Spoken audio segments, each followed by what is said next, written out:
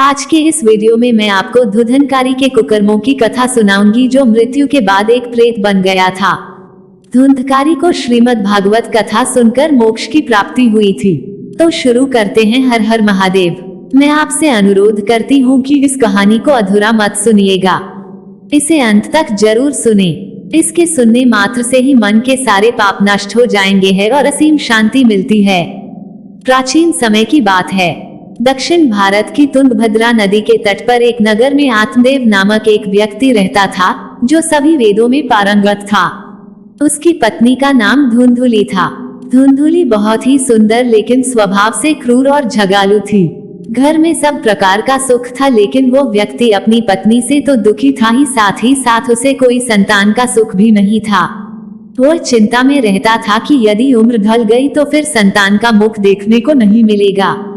यह सब सोचकर उसने बड़े दुखी मन से अपने प्राण त्यागने के लिए वो वन चला गया। वन में एक तालाब में वो कूदने ही वाला था कि तभी एक सन्यासी ने उसे देखकर उससे पूछा, कहो विप्रवन, तुम्हें ऐसी कौन सी भारी चिंता है जिसके कारण तुम प्राण त्याग रहे हो? आत्मदेव ने कहा, ऋषिव, मैं संतान के लिए इतना दुखी हो गया हूँ कि मुझे अब अपना जीवन निष्फल लगता है। संतानहीन जीवन को धिक्कार है और मैंने जिस गाय को पाल रखा है वह भी बांझ है। यह तो ठीक है, मैं जो पेड़ लगता हूँ उस पर भी फल फूल नहीं लगते हैं। मैं घर में जो फल लाता हूँ वह भी बहुत जल्दी सड़ जाता है।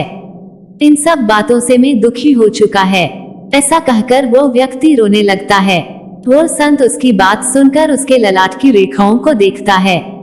रेखाओं को देखकर वह कहता है कि विप्रवन, कर्म की गति बड़ी प्रबल है, वासना को छोड़ दो। सुनो, मैंने तुम्हारा भाग्य देख लिया है। इस जन्म में तो क्या, अगले 7 जन्मों तक तुम्हारे कोई संतान किसी भी प्रकार से नहीं हो सकती।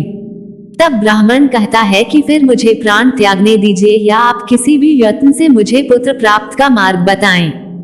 जब वो संत देखता है कि यह व्यक्ति किसी भी प्रकार से समझाने पर भी प्राण त्यागने को आमादा है तो वह अपन झोली से फल निकालकर कहता है कि अच्छा ठीक है, तुम यह फल लो और इसे अपनी पत्नी को खिला देना, इससे उसके एक पुत्र होगा।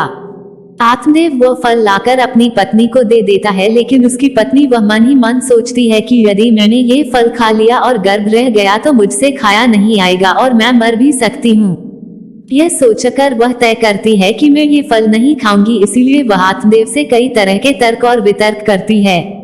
आत्मदेव के कहने पर वह फल तो रख लेती है लेकिन खाती नहीं है। एक दिन उसकी बहन उसके घर आती है जिसे वह सारा किस्सा सुनाती है।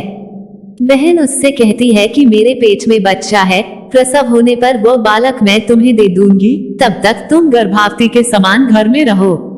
मैं कह दूंगी मेरा बच्चा मर गया और तू ये फल गाय को खिला दे। आत्मदेव की पत्नी अपनी बहन की बात मानकर ऐसा ही करती है। उस फल को वह गाय को खिला देती है। समय व्यतीत होने पर उसकी बहन ने बच्चा लाकर धुंधुली को दे दिया। पुत्र हुआ है, यह सुनकर आत्मदेव को बड़ा आनंद हुआ। धुंधुली ने अपने बच्चे का नाम धुंधकारी रखा।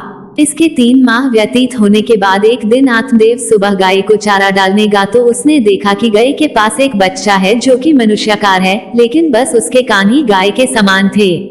उसे देखकर वह आश्चर्य में पड़ जाता है। हालांकि उसे बड़ा आनंद भी होता है। वो उस बच्चे को उठाकर घर में ले जाता है। उसका नाम वह गोकर्ण रखता है। अब उसके 2 बाल हो जाते हैं, एक धुंधकारी और दूसरा गोकर्ण। गोकर्ण बड़ा होकर विद्वान, पंडित और ज्ञानी निकलता है, जबकि धुंधकारी दुष्ट, नशेड़ी और क्रोधी, चोर, व्यभिचारी, अस्त्र शस्त्र धारण करने वाला, माता पिता को सताने वाला निकलता है। वो माता पिता की सारी संपत्ति नष्ट कर देता है। एक दिन वो पिता को मार मार कर घर से बाहर निकाल देता है। पिता रोने लगता है और कहता है कि मेरी पत्नी का बांझ रहना ही अच्छा था। तभी वहां गोकर्ण आ जाता है। वो पिताजी को वैराग्य का उपदेश देता है और कहता है कि आप सभी छोड़कर प्रभु की शरण में वन चले जाएं और भागवत भजन करें। भगवत भजन ही सबसे बड़ा धर्म है।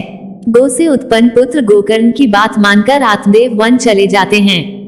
बाद में उसकी पत्नी धुंधली को धुंधकारी सताने लगता है तो वो कुएं में कूदकर आत्महत्या कर लेती है। तब धुंधकारी 5 वेश्याओं के साथ रहने लगता है।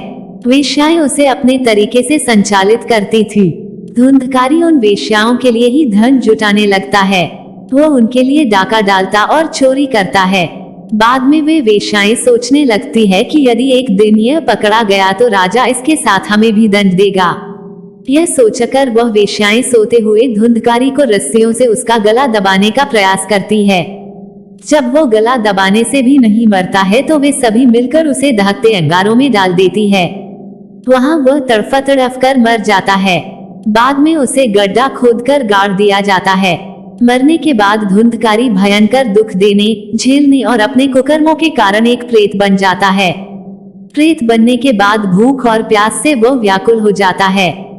रह रहकर वह चिल्लाता भी रहता है क्योंकि उसे अंगारों से जलाया गया था, इसीलिए उसकी अनुभूति उसे अभी भी सताती रहती है। उसे लगता है कि अभी भी मेरा शरीर जल रहा है। एक दिन उसका भाई गोकर्ण उसके गांव में कथा करते हुए आते हैं।